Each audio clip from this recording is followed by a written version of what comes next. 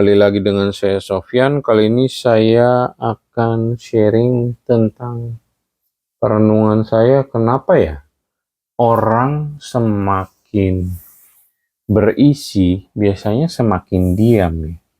Ternyata Tuhan Roh Kudus ingatkan saya tentang air tenang itu seperti air dalam.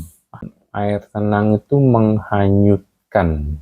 Peribahasa yang Roh Kudus ingatkan setelah saya merenungi, kenapa ya orang itu semakin kaya, semakin tahu, semakin bijak, semakin tinggi jabatannya, justru semakin diam ya, nggak keluar-keluar, nggak flexing. Kenapa ya? Ternyata Tuhan Roh Kudus ingatkan saya tentang peribahasa air tenang itu menghanyutkan. Karena kenapa menghanyutkan ya?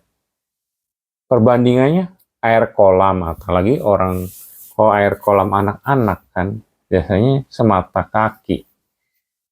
kaki ya kayak berisik kan ya juga ya. Kenapa di orang-orang kayak gambarnya seperti air tenang menghanyutkan, orang-orang kaya itu seperti air tenang menghanyutkan? Karena mereka itu sudah tahu, sudah paham, sudah mengalami bahwa semakin mereka tahu, sebenarnya mereka tidak tahu. Seperti khotbah Pak Yusakti itu yang saya pernah dengar. Dia semakin banyak mengalami, justru dia merasa semakin tidak tahu. Kenapa seperti itu? Karena dia sudah punya pengalaman bahwa dunia itu luas. Semakin dia pahami bahwa dunia itu begitu luas, berbagai macam orang, pengalaman, pengetahuan, sehingga otak kita yang hanya segede bakpao tidak bisa memahami dunia yang begitu luas, di mana dunia itu tidak sebesar daun kelor gitu.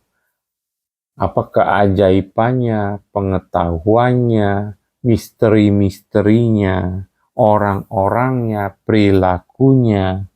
Jadi itulah kenapa biasanya orang makin berisi, makin kaya, makin bijaksana, itu seperti air tenang yang menghanyutkan.